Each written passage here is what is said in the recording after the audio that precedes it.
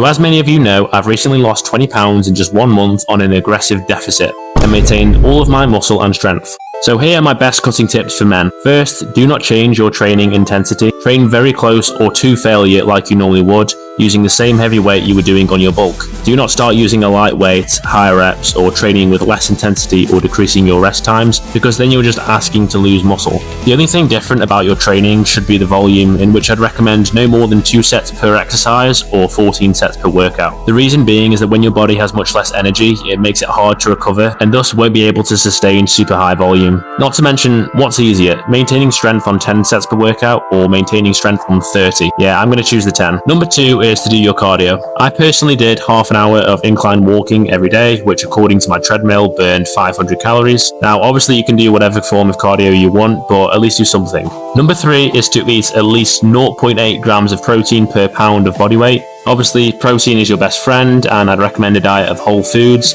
There are some great ones I had which were tasty, had pretty low calories per gram, and were filling. I drank more water than usual before my meals to make sure my stomach soaked up the food, which controlled my appetite. Caffeine is a great appetite suppressant too, but don't overdo it. I still got through a box of protein bars as a treat throughout the cut, but because they were so filling, they controlled my appetite. In terms of other macros, obviously I want to have enough carbs. I personally did a 40-40-20 carb protein fat split at 2,200 calories per day, but just play around with what works and adjust accordingly. In terms of how large your deficit should be, it kind of just depends on how much fat you want to lose, but the bigger the deficit, the shorter the cut. So you kind of just want to make a choice for yourself. And track your weight at the same time every single day to assess your progress. And lastly, do not forget it takes a long time to actually lose muscle.